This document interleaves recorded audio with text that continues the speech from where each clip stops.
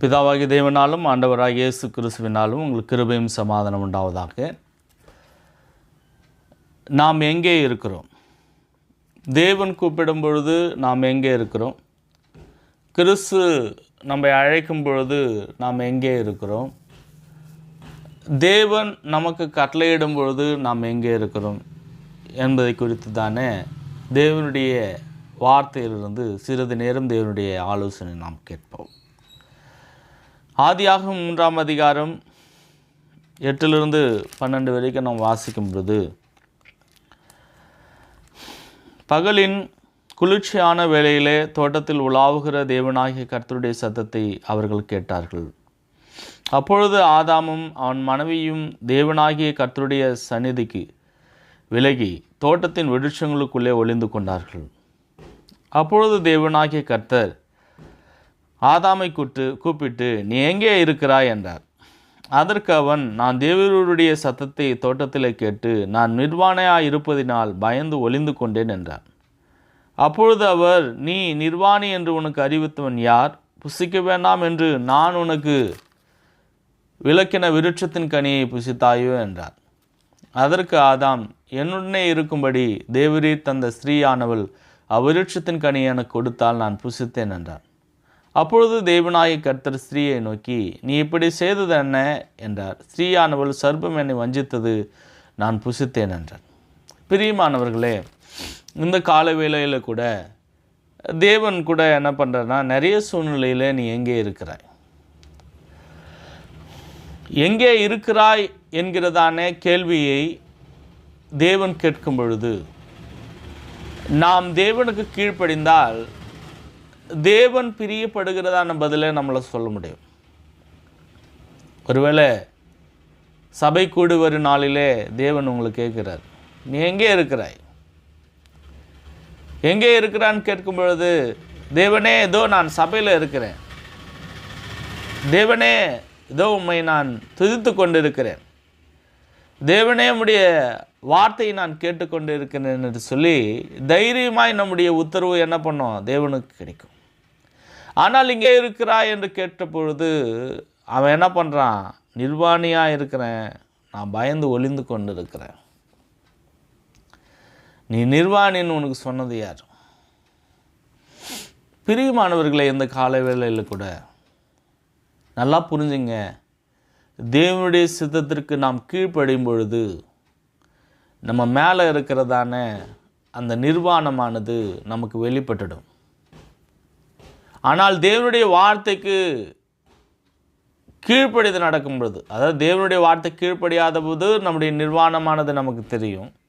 தேவனுடைய வார்த்தைக்கு கீழ்ப்படிது நடக்கும் பொழுது நம்ம எங்கே இருக்கிறோம் என்பதை நம்ம சரியாக நம்ம புரிந்து கொள்ள முடியும். பிதாவாகிய தேவனை நம்ம எதிர்கொள்வதற்கு நம்ம ஆயத்தமாக முடியும். கிறிஸ்து அந்த வல்லமையை நமக்கு கொடுக்கிறார். அவரை துதிப்பதற்கும், அவரை நம்ம ஆராதிப்பதற்கும், அவருக்காக நம்ம ஊழியம் செய்வதற்கும் நிறைய ஒரு பலனை தேவன் கொடுக்கிறார். இப்போ நம்ம எங்கே இருக்கிறோம் கொஞ்சம் யோசித்து பாருங்கள். இந்த கால வேளையில் நம்ம எங்கே இருக்கிறோம்? தேவனுக்கு பிரியமான பிள்ளைகளாக இருக்கிறோமா? ஓ, ஆண்டவராகிய இயேசுவானவர் எப்பொழுது வருவார் என்கிறதான எதிர்பார்ப்பு நமக்கு இருக்கிறதா? காலையில் எழுந்தவொடனே நம்ம என்ன பண்ணுறோம், எங்கே இருக்கிறோம்? வீட்டில் இருக்கிறோம். அதை பண்ணோம், இதை பண்ணோம், அங்கே போடணும், இங்கே போடணும், அதை பிடிக்கணும், இதை பிடிக்கணும், அந்த கவலை, எந்த கவலை, வருத்தம், வெறுமை, போராட்டம், மனசலிப்பு, வாழ்க்கையில் முன்னேற முடியாத சூழ்நிலை குறித்து தானே மிகப்பெரிய ஒரு பாரமானது நம்மை அழுத்தி நிற்கும் பொழுது நம்ம எங்கே இருக்கிறோம் யோசித்து பாருங்கள். நீங்கள் எந்த சூழ்நிலையில் இருந்தாலும், நீங்கள் எப்பேற்பட்டதான தாழ்விலே இருந்தாலும், உங்களுடைய நிலைமை மிக மிக மிக மிக மோசமானதாக இருந்தாலும், நீங்கள் வருத்தப்பட்டு இருந்தாலும், தேவனுடைய வார்த்தை நீ எங்கே இருக்கிறாய் என்று கேட்கும் பொழுது நாம் தேவனுடைய சித்தத்திற்கு செவி கொடுத்து நடந்திருக்கிறோம் என்று சொன்னால், நாம் எவ்விதமான ஒரு பலவீனமான ஒரு மோசமான சூழ்நிலையாக இருந்தாலும் நம்மளால் தைரியமாக மறு உத்தரவு கொடுக்க முடியும். ஆனால் நிறைய சூழ்நிலையில் நம்ம என்ன பண்ணுறோம், அதை நம்மளால் கொடுக்க முடியறதில்ல.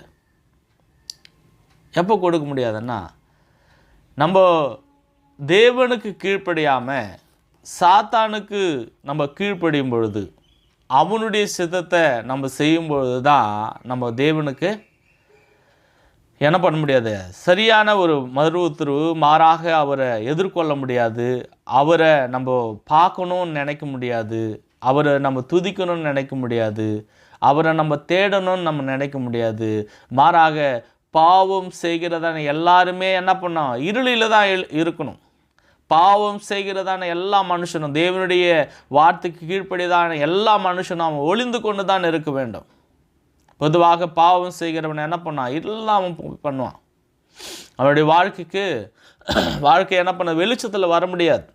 அவன் இருட்டில் தான் இருக்கணும். திருடன் இருட்டில் தான் திருடுவான், விபச்சாரம் பண்ணுறவன் இருட்டில் தான் பண்ணுவான். அப்போது இன்றைக்கி பாருங்கள், நிறைய சூழ்நிலையில் நம்ம தேவனுடைய பிள்ளைகளாக இருக்கும் பொழுது, தேவனுடைய வார்த்தை என்ன பண்ணுது, நமக்கு கேட்கும் பொழுது, அவன் நம்மளை நோக்கி கூப்பிடும் பொழுது, நம்ம எங்கே இருக்கிறோம் என்கிறதான பதிலை நம்ம சரியாக தேவனுக்கு மறு உத்தரவு சொல்லத்தக்கதான ஒரு சூழ்நிலையில் நம்ம இருக்கணும். ஆனால் நம்ம எங்கே இருக்கிறோம் கொஞ்சம் யோசிச்சு பாருங்கள். அப்போஸ்தலர் நடபடிகள் 26ஆம் அதிகாரத்தில் நம்ம பார்க்கும் பொழுது 15 நம்ம வாசிக்கும் பொழுது, அப்பொழுது 14 நாங்கள் எல்லாரும் தரையில் விழுந்தபோது, சவுலே சவுலே நீ ஏன் என்னை துன்பப்படுத்துகிறாய், முள்ளில் உதைக்கிறது உனக்கு கணிக்கணும் என்று எபிரேய பாஷையிலே என்னுடனே சொல்கிற ஒரு சத்தத்தை கேட்டேன். அதற்கு நான், ஆண்டவரே நீர் யார் என்றேன். அதற்கு அவர், நீ துன்பப்படுத்துகிற இயேசு நானே. இப்பொழுது நீ எழுந்து காலொன்றி நில். நீ கண்டவைகளையும் நான் உனக்கு தரிசனமாகி காண்பிக்கப் போகிறவர்களையும் குறித்து உன்னை ஊழியக்காரனாகவும் சாட்சியாகவும் ஏற்படுத்துகிறதற்கு உனக்கு தரிசனமானேன். என் சுய ஜனத்தார் இடத்தினின்றும் அந்நிய ஜனத்தார் இடத்தினின்றும் உன்னை விடுதலையாக்கி, அவர்கள் என்னை பற்றும் விசுவாசத்தினாலே பாவ மன்னிப்பையும் பரிசுத்தமாக்கப்பட்டவர்களுக்குரிய சுதந்திரத்தையும் பெற்றுக்கொள்ளும்படியாக அவர்கள் இருளை விட்டு ஒளியிடத்திற்கும் சாத்தானுடைய அதிகாரத்தை விட்டு தேவனிடத்திற்கும் திரும்பும்படிக்கு நீ அவர்களுடைய கண்களை திறக்கும் பொருட்டு இப்பொழுது உன்னை அவர்களிடத்தில் அனுப்புகிறேன் என்றார். நம்ம எங்கே இருக்கிறோம்? தேவனுக்கு விரோதமாக இருக்கும் பொழுது நம்ம ஒளிந்து கொண்டு இருக்க வேண்டும். ஆண்டவராகிய இயேசு கிறிஸ்துவின் சுவிசேஷத்துக்கு விரோதமாக இருக்கும் பொழுது நம்ம என்ன பண்ணுறோம், கிறிஸ்துவை நம்ம துன்பப்படுத்துகிறோம். கிறிஸ்து நம்மளை கூப்பிடும் பொழுது என்ன பண்ணோம், நம்ம அவருடைய ஜனங்களை நம்ம துன்பப்படுத்துவர்களாக இராதபடி கிறிஸ்துனுடைய வார்த்தைக்கு கீழ்ப்படியும் பொழுது நம்மளை என்ன பண்ணுறாரு, வேறு விதமாக அவர் மாற்றுகிறவராக இருக்கிறார். சவுலே சவுலே ஆண்டவரே யார், நீ துன்பப்படுத்துகிறதான இயேசு நானே. அப்போ ஆண்டவராகிய இயேசு கிறிஸ்து நம்மளை கூப்பிடும் பொழுது நம்ம என்ன பண்ணுறோம், அவர் துன்பப்படுத்துகிற மாதிரி நம்ம நடந்துக்கிறோமா, அவரை நம்ம அவமானப்படுத்துகிறோமா, மறுவசியா அவரை நம்ம காயப்படுத்துகிறோமா, மறுவரிசையாய் நாம் செய்கிறதான பாவத்து நிமித்தம் மறுவரிசையாய் அவரை திரும்பியும் என்ன பண்ணுறோம், சிலுவையில் ஏற்றி நம்ம என்ன பண்ணோம், நிந்தைக்குள்ளாக்குறோமா? பிரியமானவர்களே, இந்த காலவேளையில் நீங்கள் சிந்தித்து பாருங்கள். தேவன் நம்மளை கூப்பிடும் பொழுது நம்ம எங்கே இருக்கிறோம்? நான் நிர்வாணியாக இருக்கிறேனா? ஒரு மனுஷன் எப்பொழுது நிர்வாணியாக இருப்பான் என்று சொன்னால், அவன் ஆயத்தமில்லாத போது தான் அவன் நிர்வாணியாக இருக்க முடியும். அப்படின்னா நிராயுதபாணியாக எதுவுமே இல்லாமல் அவன் இருக்கிறான் அப்படின்னா, அவன் சரியானதை செய்யக்கூடியதான ஒரு அனுகூலங்கள், அதாவது உடம்புல இல்லை மனசில் இல்லை, அவன் ஒரு தொய்ந்து போன ஒரு மனுஷனாக இருக்கிறான். அன்பானவர்களை, இன்றைக்கு கூட தேவனுடைய வார்த்தைக்கு அவருடைய கட்டளைகளுக்கு கீழ்ப்படியாத பொழுது நம்ம கூட என்ன பண்ணுறோம், நிறைய சூழ்நிலையில் நிர்வாணியாக இருக்கும் பொழுது நம்ம போய் என்ன பண்ணுறோம், ஒளிஞ்சிக்கணும். நிறைய பேர் என்ன பண்ணுறாங்க, சபைக்கு வர முடியல, அவங்க போய் ஒளிந்து கொள்கிறார்கள். ஏன்னா அவங்க நிர்வாணியாக இருக்கிறான். சபைக்கு ஒரு மனுஷன் வர முடியலன்னா அவன் ஒழிஞ்சுக்கிறான். ஏன் ஒழிஞ்சுக்கிறான்? அவன் நிர்வாணியாக இருக்கிறான். அப்போது அவன் ஆண்டவருடைய தேவனுடைய சித்தத்திற்கு அவன் கீழ்ப்படியவில்லை என்ற அர்த்தம். அதே மாதிரி ஆண்டவராகிய இயேசு கிறிஸ்து கூப்பிடும் பொழுது நம்ம என்ன பண்ணுறோம்? யாரையோ துன்பப்படுத்தி கொண்டு இருக்கிறோம். சுவிசேஷத்துக்கு விரோதமாக நாம் இருக்கிறோம். நீ துன்பப்படுத்துகிறதானே, இயேசு நானே, முள்ளில் உதைக்கிறது உனக்கு கடினமா? அப்போ இன்றைக்கி நம்ம எத்தனை பேர் முள்ளில் உதைத்து கொண்டே இருக்கிறோம்? கொஞ்சம் யோசித்து பாருங்கள். ஆக பிரியமானவர்களே, இந்த கால வேளையில் நான் சர்வாயுத வர்க்கத்தை தரித்து கொண்டு தேவனுக்காக கிறிஸ்துவுக்காக நிற்கிறதான போர் வீரனாய் நான் இருக்கணுமே ஒழிய, எப்பொழுதுமே ஆயத்தமுள்ளவனாய் இருக்கணுமே ஒழிய, என்னுடைய இடையிலே இடைக்கட்சியும் என்னுடைய கைகளிலே அந்த கேடயத்தையும் என்னுடைய மார்பிலே எப்பொழுதும் மார்கவசத்தையும் தரித்தவனாய், ஆயத்தம் என்னும் பாதரட்சைகளை நான் தொடுத்தவனாய், எப்பொழுதுமே கிறிஸ்துவுக்காக போர் வீரனாய் நான் நிற்கணுமே ஒழிய, எங்கே இருக்கிறாய் என்று கேட்கும் பொழுது நான் ஒளிந்து கொண்டிருக்கிறேன் என்று சொல்லக்கூடாது. எங்கே இருக்கிறாய் என்று கேட்கும் பொழுது அவன் ஜெபம் பண்ணி கொண்டிருக்கிறான் என்று சொல்ல வேண்டும். எங்கே இருக்கிறாய் என்று கேட்கும் பொழுது அவர் என்ன பண்ணுறாரு? சுவிசேஷத்தை சொல்லி கொண்டிருக்கிறார் என்று சொல்ல வேண்டும். எங்கே இருக்கிறாய் என்று கேட்கும் பொழுது அவர் ஆண்டவருக்காக ஊழியத்தை செய்ய போகிறார் என்று சொல்ல வேண்டும். பிரியமானவர்களே, இந்த கால வேளையில் தேவனுக்காக நீங்கள் ஒப்பு கொடுங்கள்.